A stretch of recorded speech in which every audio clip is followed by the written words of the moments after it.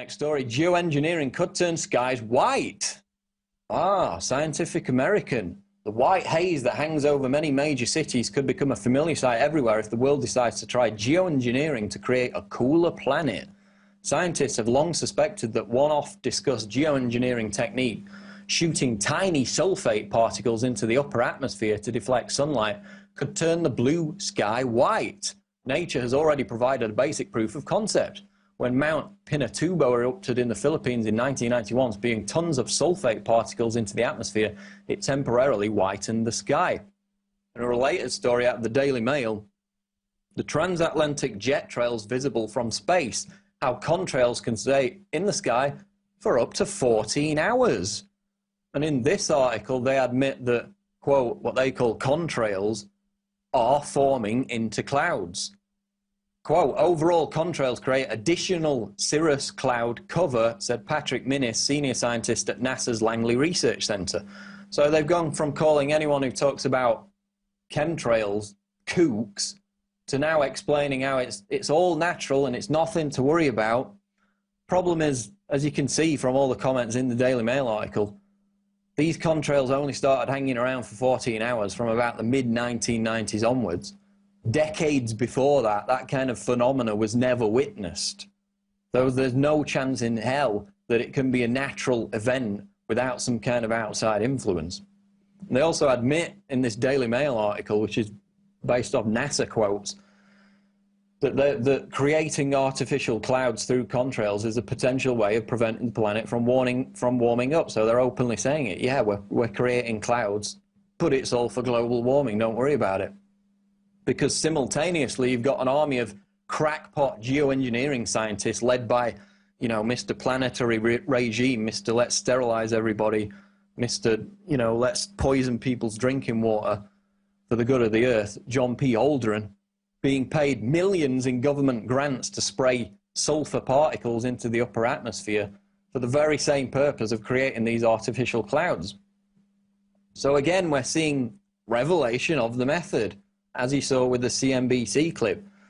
You know, just as the sheeple are starting to stir on this whole chemtrails issue, the likes of, you know, Scientific American, Daily Mail, they come out and assure us that it's all natural, nothing to worry about. But the problem is the impact that these chemtrails are actually having on the environment. Yes, it's a real environmental impact, unlike the man-made global warming hoax. The impact is far from natural.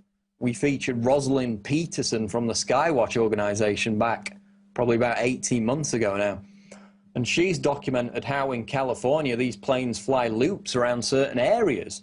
You know, there's no destination. They're not going from point A to point B. They're just flying around in a big circle back and forth again, dispersing chemtrails. And when they actually analyzed the water samples that had been, after the chemtrails had dropped down into the oceans, they found aluminium and barium, which are the two compounds when combined create clouds. That's the whole purpose behind chemtrails, or at least it's the major one. So this is already happening. You know, mass testing on the public through geoengineering without anyone's consent, without any kind of public debate about it. And it's being run by the same kind of mad scientists who want population reduction, you know, want to sterilize us through our water supply and all the rest of it, John P. Aldrin's planetary regime. And then we've got all the projects, as we've documented, focused around injecting sulfur into the atmosphere, which is what this NASA thing talks about, which is proven to cause both acid rain and lower the immune system of human beings. But now, thanks to NASA and all the experts, we can go back to sleep, because suddenly, even though this has only started happening from 15 years ago onwards, it's all natural, it's all fun, it's all happy. Just don't look up in the sky, keep your head to the ground, and everything's going to be all right.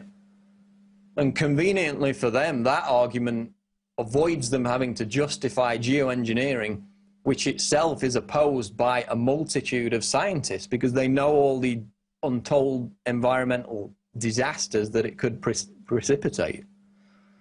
So just by claiming that, you know, artificial cloud formation through contrails is a magical, natural phenomenon that just happened to appear out of nowhere 15 years ago is not going to cut it. I'm sorry, I'm not buying it.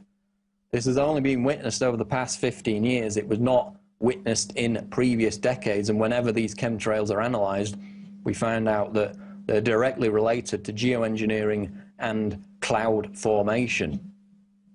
Quote of the day on InfoWars Nightly News comes from our good friend Eric Holder, who we're going to talk about, of course, with the interview coming up. Though this nation has proudly thought of itself as an ethnic melting pot in things racial, we have always been, and continue to be, in too many ways, essentially a nation of cowards. So speaks our good friend Eric Holder, who himself has been busy for months being exactly that, a lying coward, refusing to acknowledge the Obama administration's role in Fast and Furious, refusing to turn over documents, claiming that emails that talk about Fast and Furious directly are talking about something completely different. So the lying coward Eric Holder lecturing us all about not being lying cowards, something quite ironic in that quote.